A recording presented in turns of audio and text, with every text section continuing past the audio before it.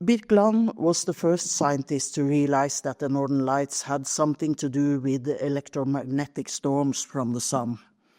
And we have heard about all his innovations earlier on.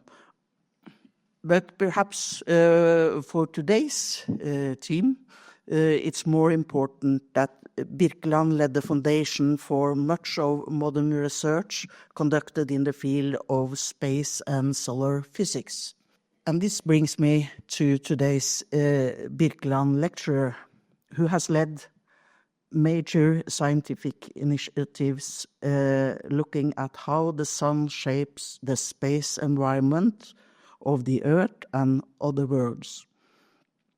I understand, Lika, that your work is highly interdisciplinary and that your approach science not just as a method, but also a way of storytelling. And we may not always be fully aware of this, but when researchers develop theories and have them confirmed or debunked, they are also slowly building narratives. And in your case, a narrative about the sun and space, which ultimately can be seen as an ever-evolving tale about the existence of humans and our place in the world. So I hereby pass the word to you, Lika.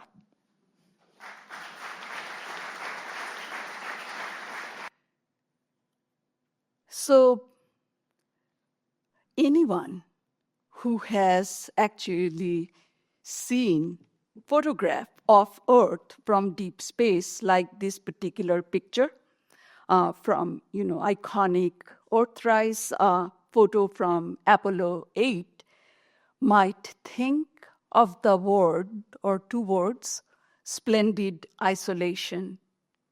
A pale blue dot in the sea of darkness, adrift and alone, our planet. And I want to change that notion. This is just an illusion. Earth is not isolated. It is in conversation, electromagnetically, gravitationally, atmospherically, with our star. That gives it rhythm, color, radiation, and risk. And in this particular slide, what I'm representing is how we inhabit in the outer atmosphere of the sun. We live inside it. A magnetically dynamic star.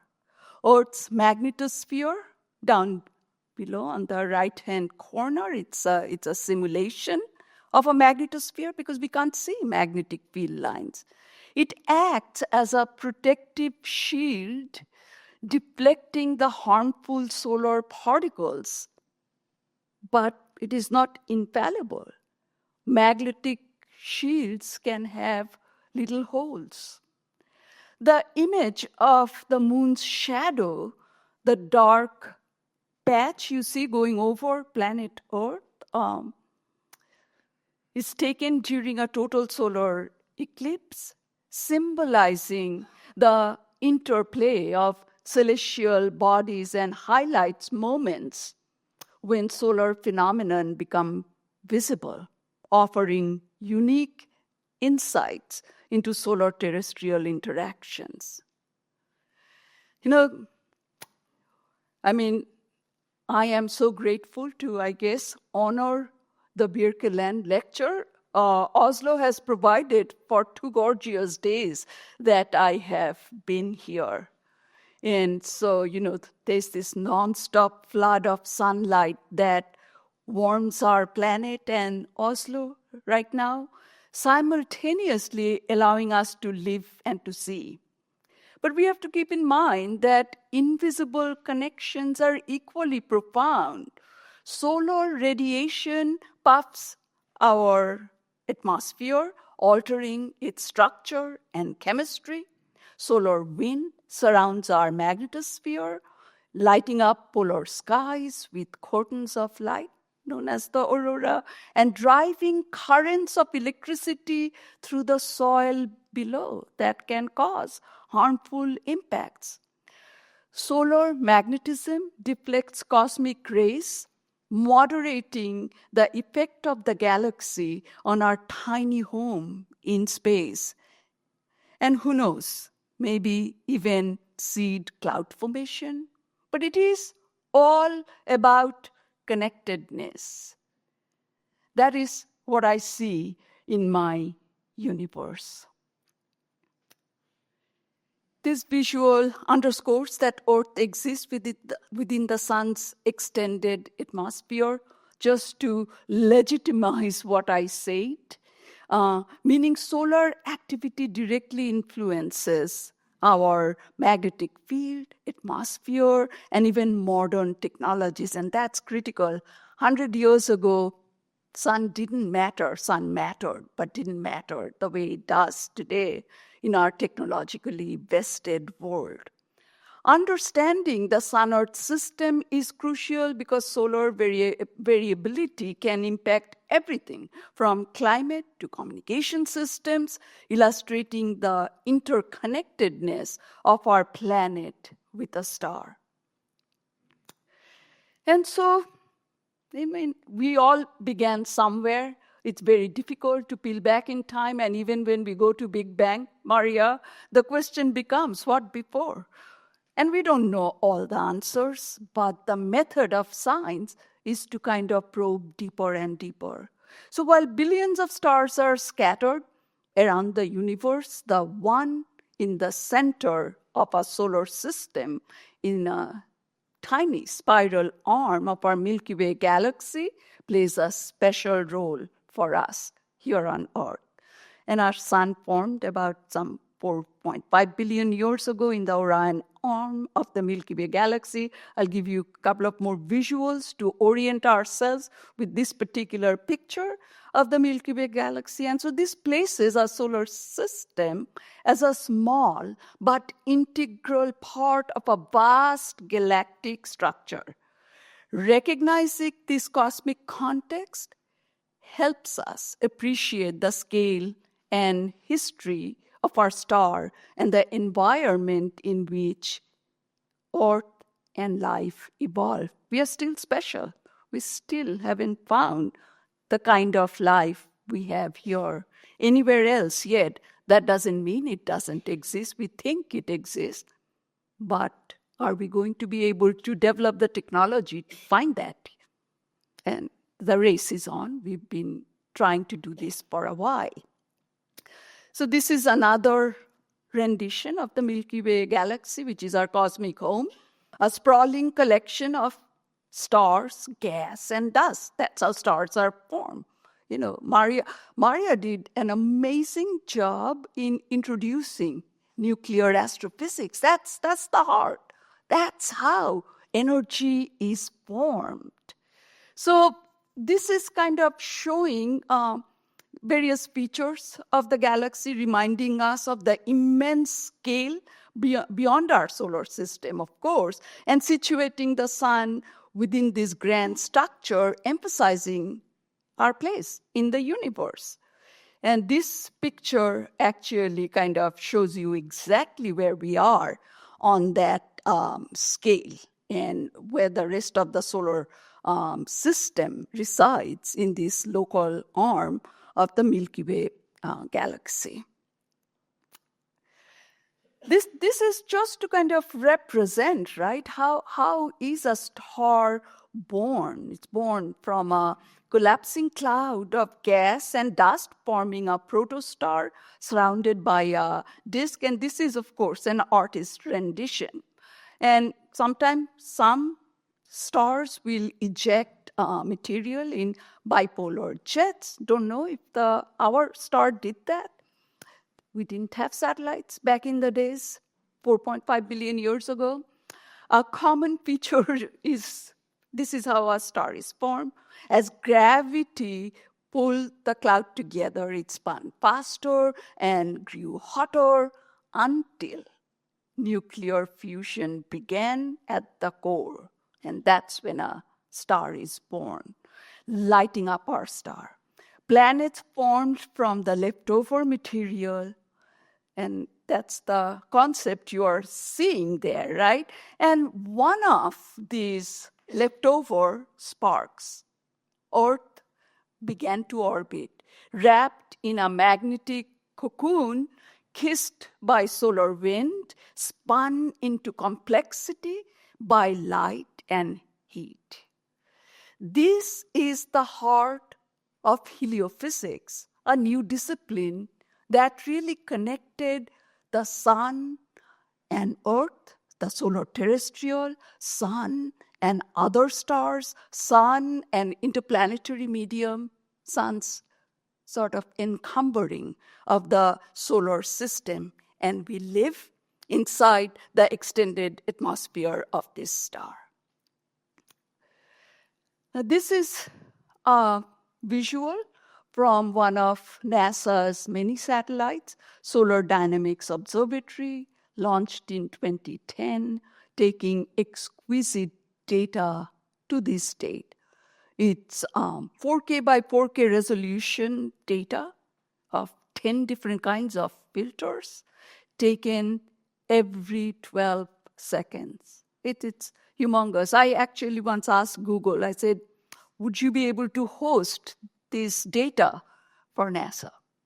And Google's response came back a few days later, said, yes, sure, we can. It'll be the second largest data set in our database. And so when someone puts it that way, I'm saying, why aren't we the first? I mean, it could have been anything. So it was very curious. And I said, so, okay, what's your number one data set? Would anyone like to take a guess what that could be? Even for fun. Well, I mean, yeah, it's highly unlikely that people will even think about it. It's insurance data. Need I say more? No. So although the sun is classified as average G-type star, it is uniquely vital to Earth. I'm kind of trying to make that case, right? And it of course, powers everything, climate, weather, space weather, and life. It also changes constantly with storms and cycles. Some are fast changes, some are slow changes that shape what happens here on Earth. And so sun can be studied in two different ways. One is a global view, how it evolved over billions of years. This kind of informs astrophysics of other stars also. Such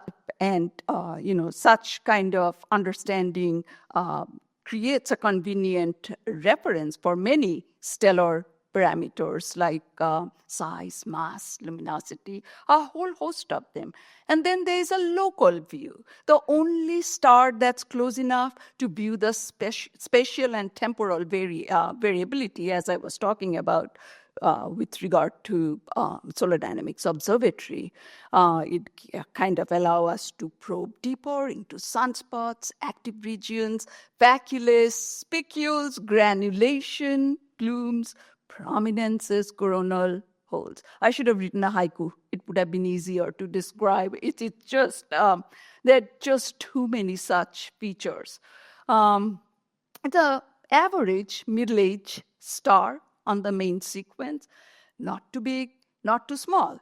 So when we talk about exoplanets, we talk of the Goldilocks zone. And now I'm thinking, the sun is in the Goldilocks zone of Hertzsprung-Russell diagram. That kind of gives you the spread of different kinds of star. It's one among the 400 billion stars in the Milky Way, the only star that is observable in great details, basically, right? And it's likely to become a white dwarf at the end of its life. But let's not worry. That's, again, some 4 or 5 billion years later. So the phrase sun's fiery nature points to the sun's dynamic. Let's see if I can play this. If not, it's okay. Is it playing?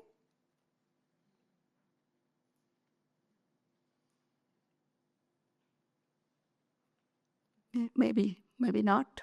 Anyway, what it does is it gives you kind of the ferocity of this star. Thank you. So it's dynamic and often really volatile behavior, which includes solar flares, prominences that you're seeing lifting off coronal mass ejections. But I'll be talking a lot more about this and give you more representation of what the impacts are as a consequence. But sometimes visuals kind of drive the point home. So sun can be described as, into a layered structure from the core where fusion occurs through the radiative and convective zones. The heat is propagated to the visible photosphere, and that's what we see. From planet Earth, when we look at the sun, it's the photosphere. And when we look at the photosphere, we think sun is dull and boring because nothing changes. That's largely true. But there are activities going on in the corona when we captured the sun in extreme ultraviolet, in X-rays. It's bubbling, it's seething. So understanding these layers is key to grasping how energy is generated and transported and how solar phenomena arise. So sun is composed primarily of hydrogen, making about 91% of its atomic number and 71% of its mass. You already saw the plot before. Hydrogen is our lightest element, followed by helium atoms, which is about roughly 9% by number and 27% by mass. And then there are other elements, absolutely, like oxygen, carbon, nitrogen, and iron are present in much smaller trace amounts, totaling about 0.1% of the sun's atoms and 2% by mass. I don't want to talk about this because this was beautifully described, the furnace of a star. Solar nuclear synthesis, right? And in the core, the temperature, when there is gravitational collapse and you are accreting mass, it basically generates a temperature. And when it gets to about 15 million degrees Celsius, along with sun's very powerful gravity fused together, hydrogen atoms to form helium this is the thermonuclear fusion, right? 4 hydrogen atom gives 1 helium atom. And let's go back to Einstein's E equal to mc squared. A little bit of mass in the process is lost. So 1 helium is not equal to 4 hydrogen atoms. And that little mass is converted into energy. Multiply that mass by c squared, the velocity of light squared. It's incredible. And this fundamental process powers the sun and releases enormous amount of energy in the form of radiation, electricity, magnetism, solar wind, producing the light and heat essential for the Earth. Okay. This is, I'm just showing you sort of the scale size of the sun, because sun is the same size in the sky as the moon. That's why we see total solar eclipses. So we really don't have, unless someone tells you how enormous it is. The diameter of the sun is about 109 times the diameter of Earth. Okay, it's nearly 700,000 kilometers, and Earth radius is about 6,400 kilometer. And you see these sunspots. Sometimes you can have sunspots that you can see with your unaided eyes. They are so big. Sometimes, in comparison, you can see, I put sunspots and Earth and Jupiter and how big these active regions can be. So let's kind of give some analogy to describe everything we talk about, right? All of these solar storms and corona and photosphere. So let's go inside the sun. Okay, and we'll start at the center, and let's use a thick bottom pot sitting on a stove as a model for the interior of the sun. I mean, we can imagine that, right? And let's fill the pot with boiling water and some strands of spaghetti. And you can think of the sun's core as the burner on the stove, generating energy. So far, pretty good, right? We can understand this. Now, this core basically blends into the radiative zone where energy continues to be transferred outwards through radiation. Like the thick bottom of the pot, the material is still very dense, so too dense to boil, basically, right? But it can transfer heat through the bottom to the pot, where we have water, okay? Now, let's move to the convection zone, right, where the density is low enough to allow the material to boil, like water boiling in that thick pot. It's deep in sun's boiling convective zone where magnetic field lines are generated. The magic word, thing we can't see, can't touch. That's where it happens. The magnetic field then gets twisted up, kind of like the strands of spaghetti in the boiling pot of water. And there are many reasons, right? There's the churning going on in the convection zone from differential rotation and all of the other things. Without going into, keep the analogy simple. And then the sun's photosphere is represented by the surface of the boiling water. And this is the part that we see through a filtered telescope. And the layers where nearly all the visible light that illuminates our sky comes from, okay? Now imagine a strand of the boiling spaghetti looping up through the surface of the water, okay? Voila, you see, I mean, spaghetti is a pretty good representation, it looks like, okay? So these magnetic field lines pop through the surface, and where they pop through the surface is where we see sunspots, the dark region with really strong magnetic field, okay? So it's the convective zone has the primary role in generating those sunspots and also magnetic activity. And, if we extend this analogy, convection cells visible on the sun's surface are like the little bubbles on the surface of the water. And,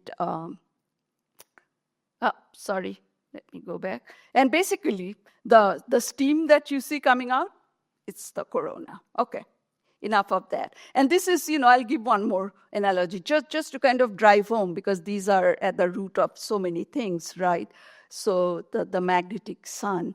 And this is kind of really giving you a little bit more insight into the sunspot, right? Here we see the schematic of a magnetic field line popping through the surface of the sun. As I was showing, we don't see the magnetic field line, but we do see the charged material from the corona gathering around the magnetic loops through images. That's an old NASA mission, no longer exists, called TRACE, but gave us such detailed insight of magnetic loops. So sunspots are the footprints of the coronal magnetic loops. This is a picture very quickly. There are different temperature regimes from photosphere, chromosphere, corona. And so different wavelengths of light emit different kind of radiation and light in the wavelength band. So photosphere is sort of 5,000 degrees Kelvin. Ultraviolet, which is often in the chromosphere, is about 10,000 to 100,000 degrees Kelvin. And then you come to the corona, which is what we study a lot. X-rays, it's from 1 million to several million degrees, depending on what line you are looking at.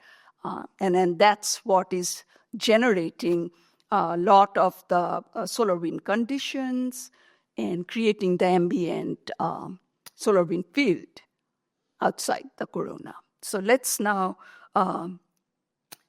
talk about the man who electrified the sky. I had to give you the solar context before I came here. So Birkeland's leap from spark to system, actually system science.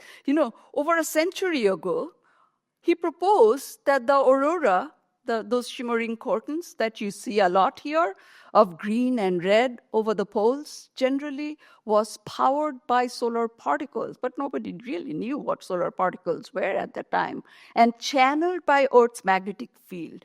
And it was an idea too bold for many in his time.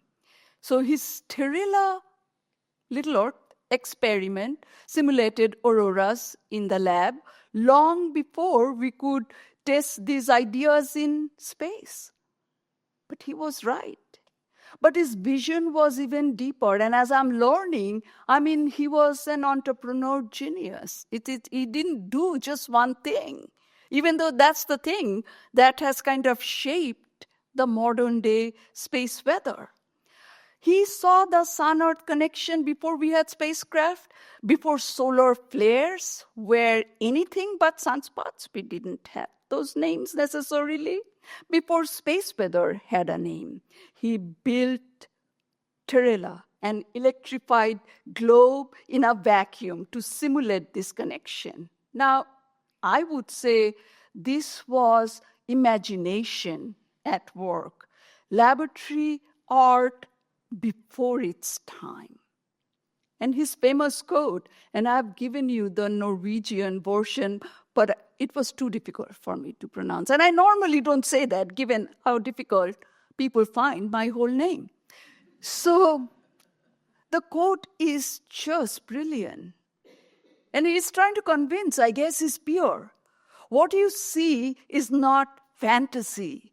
It is the Earth responding to the sun. Now, of course, Birkeland built his terrella to simulate auroras. I built one too, but mine was just a lava lamp in graduate school, which I handed off to my children because they're just awesome. So,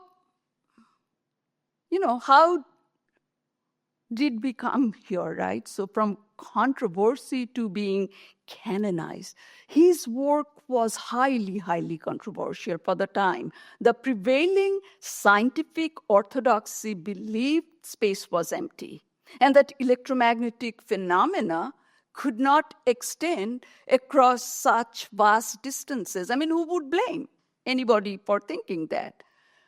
Birkeland's ideas defied the core assumptions of physics at the time. Space was thought to be non-conductive and incapable of carrying electric currents.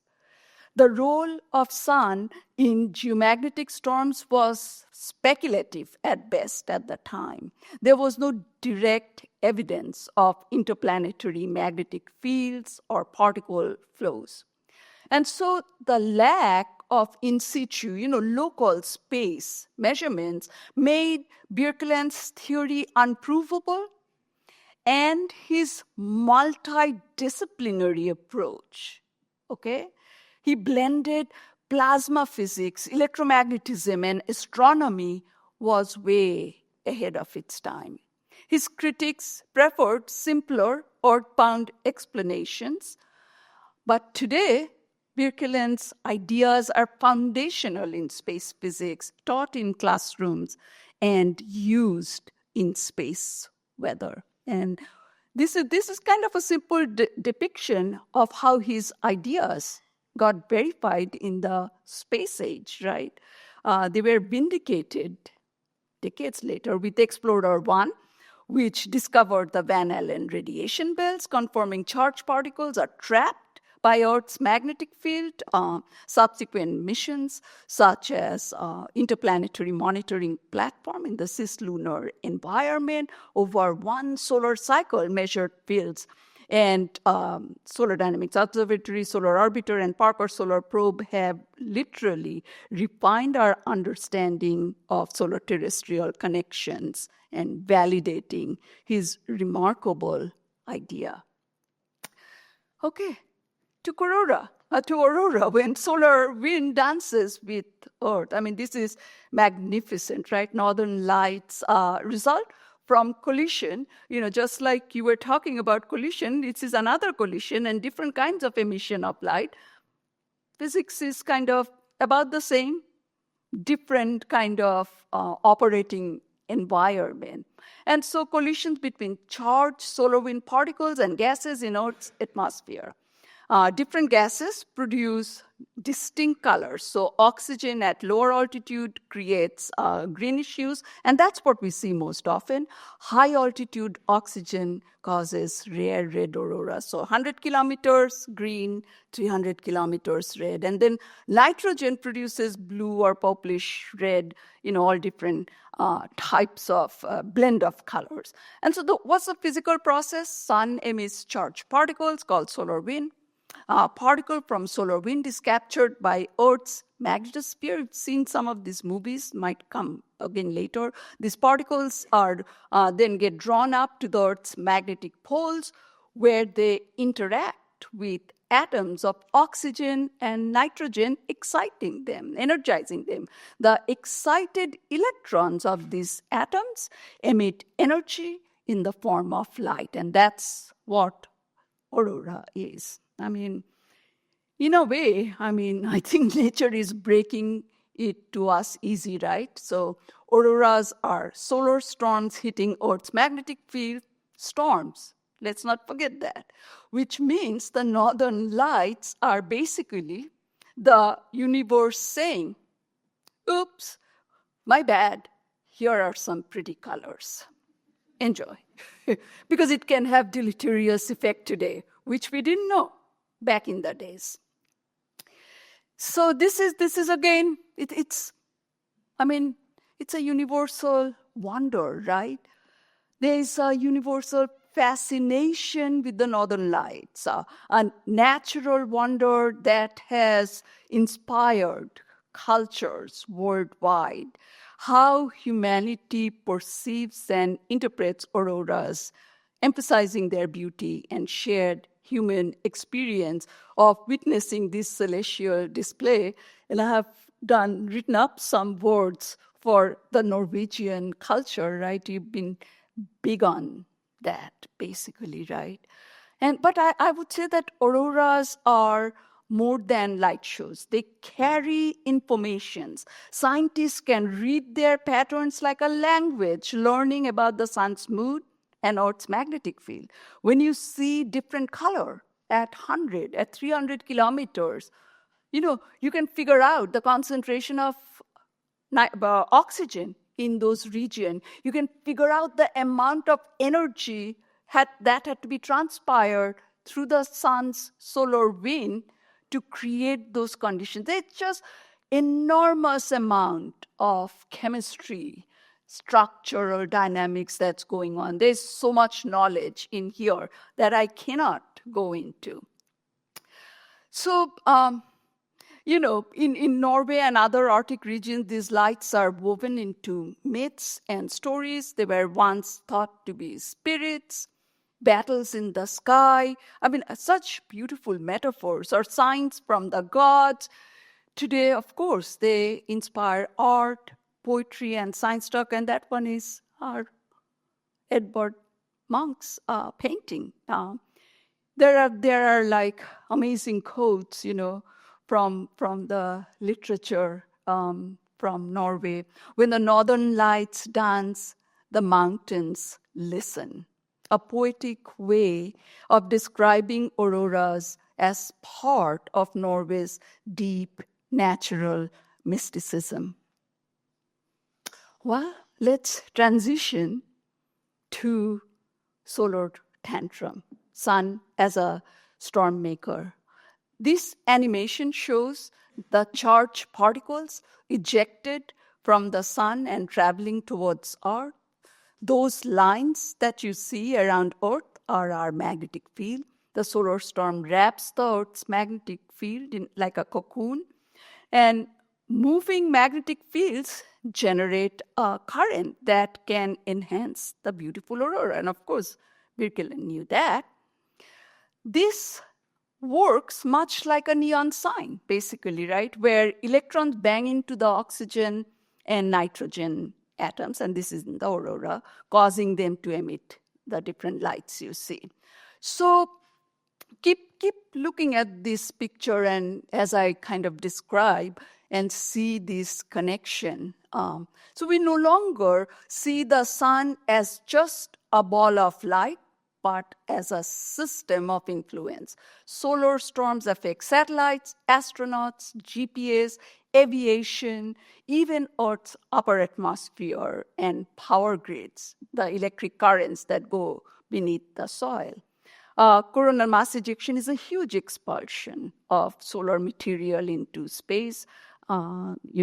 These eruptions can have reconnection and create energizing material around them. Those particles travel, and then they can impact any number of other activities. And I have few other slides to talk about some of those space weather impacts. Okay.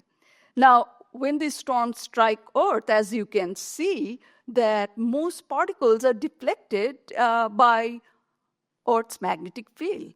But when field lines align just so, energy gets in, and especially at the poles, and lights up the sky. So this is kind of showing space weather as a systemic force. It's powerful, literally, and there are so many. Sometimes I say anything that has an on-off switch, electrical on-off switch, has the potential to be vulnerable to space weather. I mean, space weather, it isn't just pretty lights in the sky, right? It's interfering with all our electronic system. Satellites through drag, charging, and radiation damage.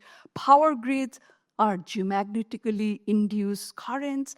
Aviation, it's radio blackouts, especially going along the polar routes, which is necessary. GPS, GNSS, and timing errors, and loss of log, astronauts and spacecraft, elevated radiation exposure. So when we plan to go to Moon, Mars, and beyond, once we leave our cocoon of the magnetosphere, we are deeply vulnerable. Planetary atmosphere, as on Mars, where the absence of a magnetic field means a continuous erosion of air molecule by molecule. And then even a moderate CME back in 2020, January, February timeframe, created enough of that puffed atmosphere in the ionosphere that made Starlink lose 38 of its launch satellites. So there's a lot to look at, lot to understand, lot to predict, to mitigate around space weather. Let's talk a little bit about, since I brought up Moon, Mars, etc. So unlike Earth, the Moon lacks global magnetic field, exposing its surface basically directly to the solar wind, very harsh, causing particle sputtering and electrostatic hazards. Mars, on the other hand, has localized crustal magnetic fields and a thin ionosphere atmosphere, right, that cause ion escape, as well as there are sporadic auroras. Now, these differences illustrate how magnetic fields and atmospheres influence planetary environment as we are in search for, exoplanets and habitable world, and the space weather impact. Astrophysicists, 10, 15 years ago didn't take this into consideration. Now they do. So this picture that you see, let's see if it plays again. I think it will. It actually shows how Mars is losing its atmosphere.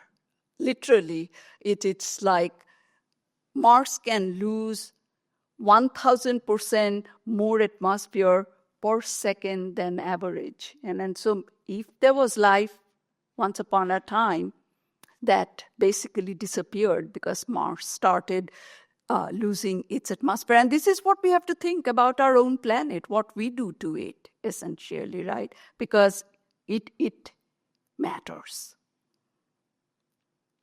This is, again, from Earth to the heliosphere to the galaxy, right? So we are born in the galaxy, in the Milky Way, as I said, and Sun's magnetic field creates the heliospheric bubble, magnetic bubble, just like Earth has a magnetosphere, which is a magnetic bubble. It's almost kind of fractal in nature. So this bubble is made, and so I just made this cartoon drawing by the solar wind, which is a constant outflow of charged particles and pushes against the galactic space around us, all around, where this wind slows down suddenly. We get a shock front, much like we do with our magnetosphere, magnetospheric bow shock, like the splash from a stone in water called the termination shock. And guess what? We've been studying all this with our Voyager spacecraft, right, for all this while. So I would say that beyond that lies is, after the termination shock, is the heliopause, the boundary where the sun's influence ends and interstellar space begins. And the Voyager spacecraft are our heroic messengers. They have crossed this boundary and sent back proof that we are surrounded by this invisible shield. I mean, we are still kind of verifying, right? I gave you example of Birkeland. He had an idea. So these all kind of began as theoretical ideas, and then you have to actually prove it with actual observations. And that's where missions come in. So when the sun is active, this bubble is stronger and better at shielding us. When the sun is quiet, more cosmic rays get in. So there's never a good time to travel to outer space, right, outside our magnetosphere, because during solar maximum, basically, it's the solar energetic particles that will get astronauts, whoever is there. And during solar minimum, it's the galactic cosmic rays. So let's vector to another. This is eclipse, one of my sort of favorite area that I started working on as a graduate student. It's a portal. It's the poetry of a plasma star.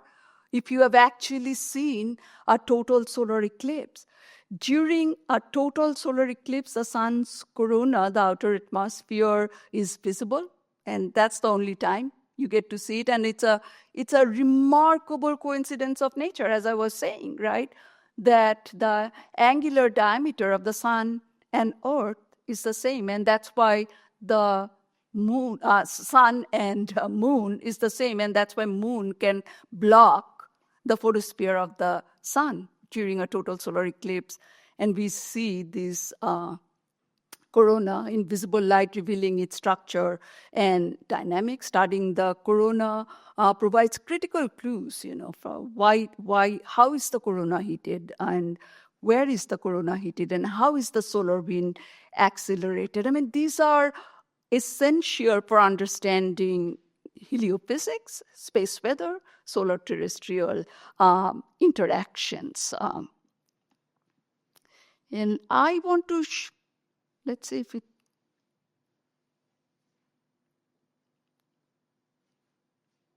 this eclipse has an opportunity to sort of transform us in a way, especially the younger generation who will re-experience it in America in 2024 in a very profound way. I mean, this eclipse has an opportunity to tell people that science works, the methods of science works.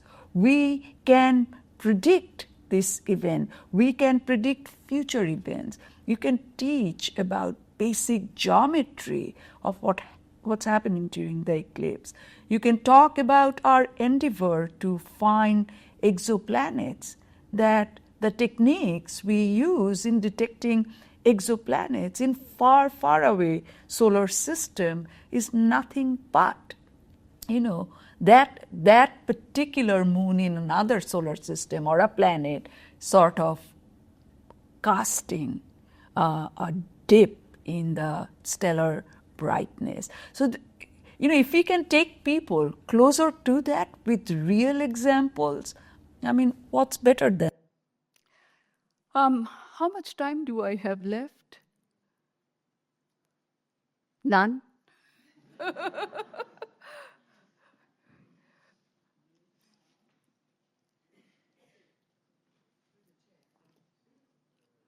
Well, I'm going to go through and as fast as I can.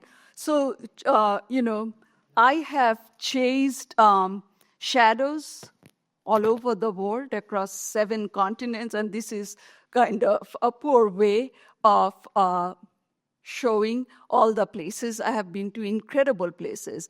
Eclipse chasing is both, for me, a scientific pursuit and a personal journey. And I don't want to go through this, but you can take a look at how profound each one of these eclipses has been for me.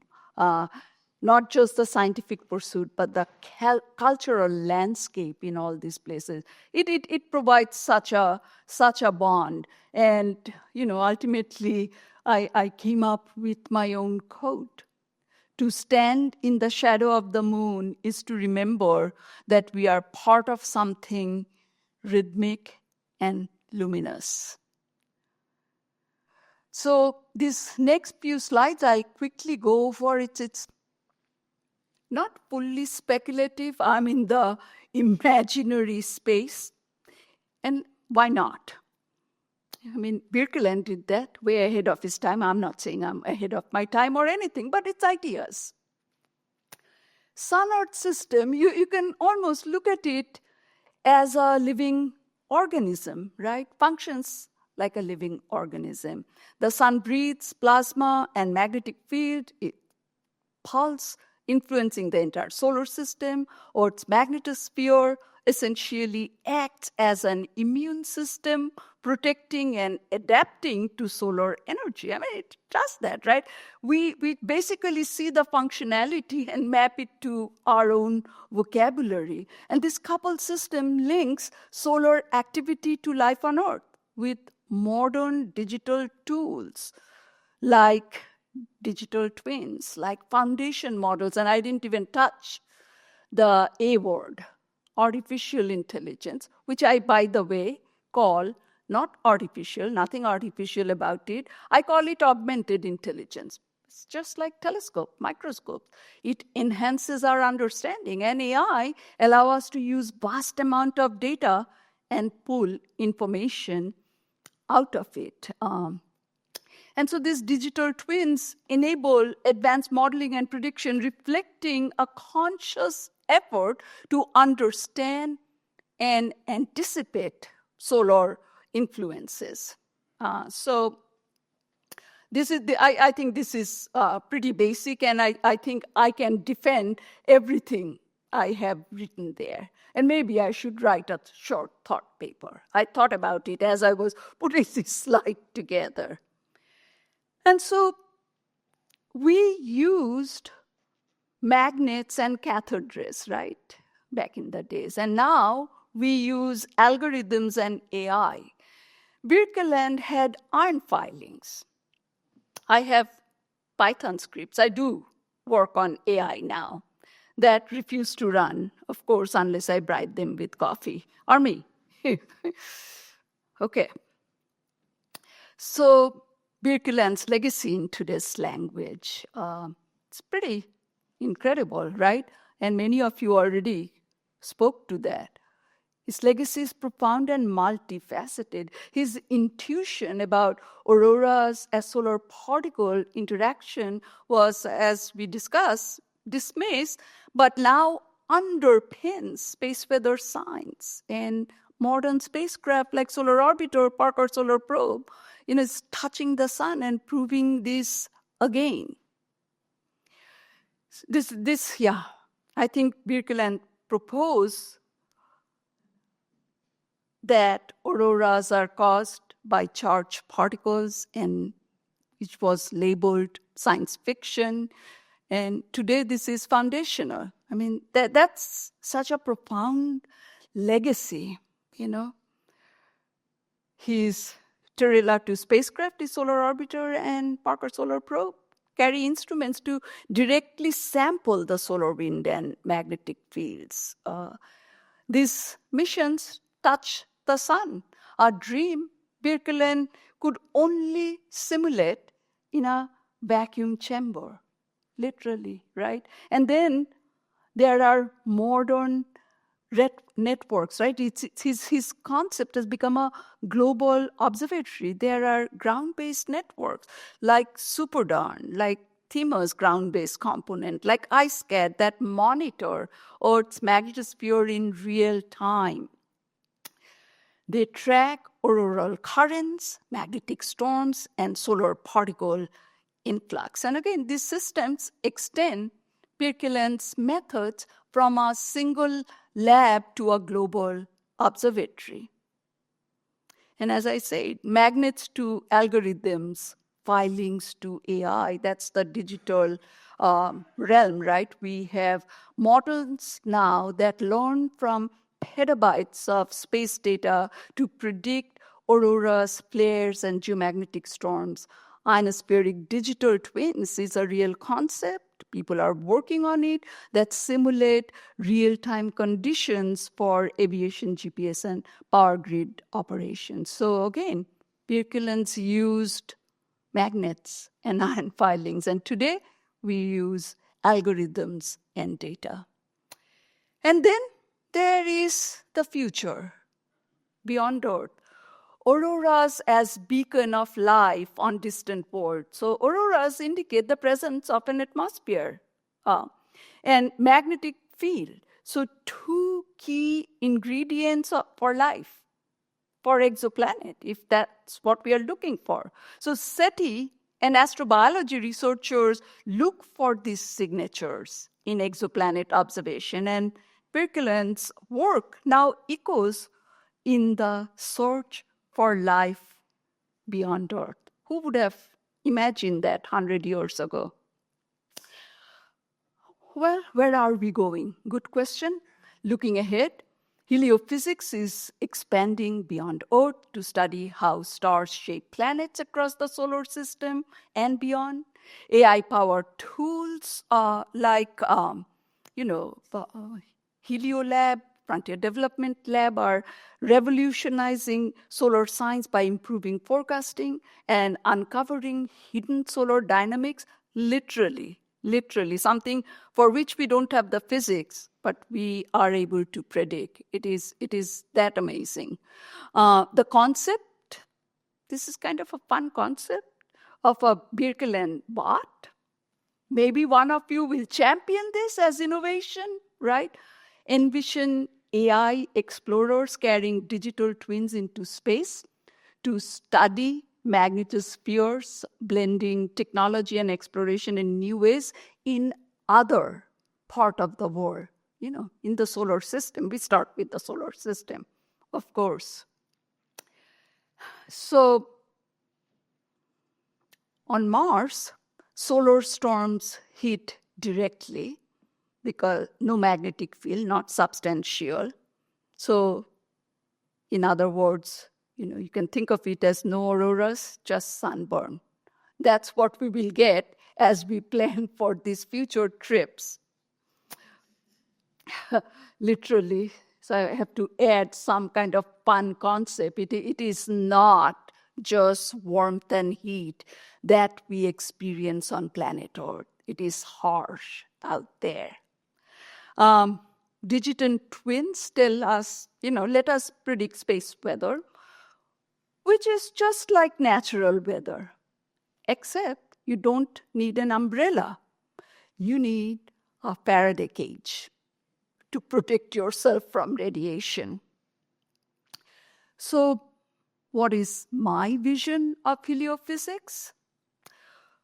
I would say that we are not just observing the sun, we are in a long-term relationship.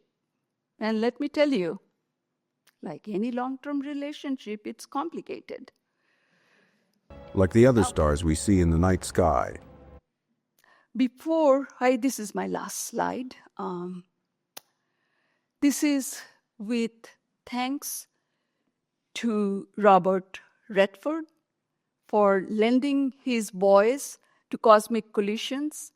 It's a full dome show I sponsored with American Museum of Natural History in New York, almost 22 solar cycles ago. It's a little bit more than 20 years. His narration, he lent his voice pro bono, and his narration brought the drama of space to audiences worldwide, a reminder that science and art shine brightest together. On a lighter note also, and before I say this, may his soul rest in peace. Robert Redford passed away recently.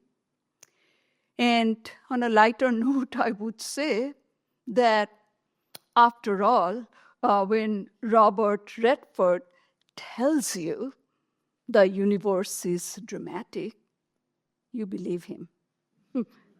I supplied the solar flares, he supplied the star power, and now I will let you enjoy this. Much closer though, so it looks different, like a gently glowing ball. But there's nothing gentle about the sun. Those dark patches are sunspots. Each of them is about the size of Earth. Sunspots look dark because they're the coolest places on the sun, only about 8,000 degrees Fahrenheit. The rest of the sun is even hotter. The sun's energy, like that of all stars, is created by collisions between tiny particles called protons. Every second, countless numbers of protons collide and fuse within the sun's core, releasing incomprehensible amounts of energy. Most of this energy leaves the sun as light. Some of it leaves the sun's surface in a continuous stream of charged particles known as the solar wind, which blows out into the solar system at almost 1,000,000 miles an hour. Or in less frequent but faster solar storms that blast particles out into space. We're looking at actual images of solar storms taken by a NASA satellite. See that static? That's a solar storm cloud hitting the satellite and overwhelming its imaging device.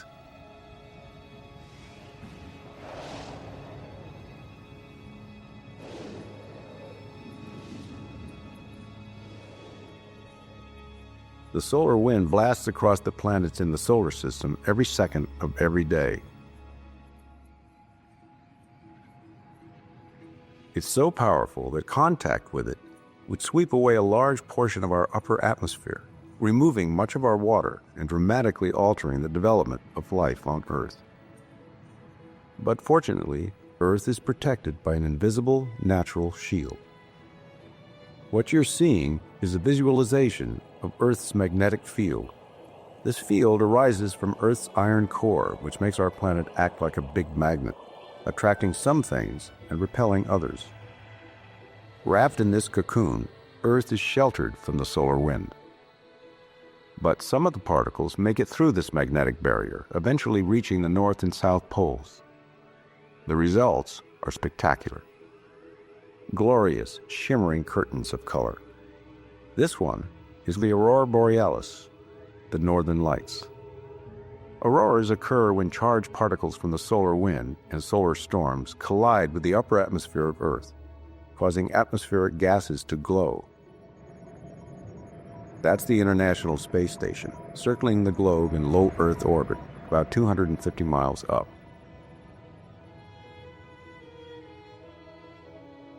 Not many people have seen the aurora from out in space.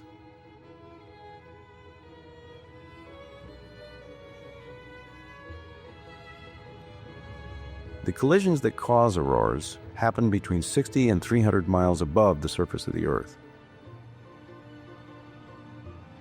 far above where airplanes fly.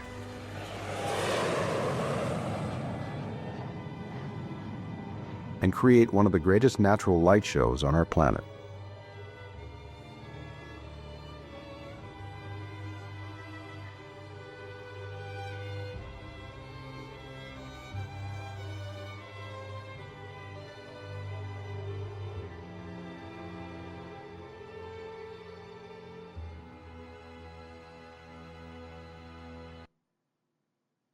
Okay. Thank you very much.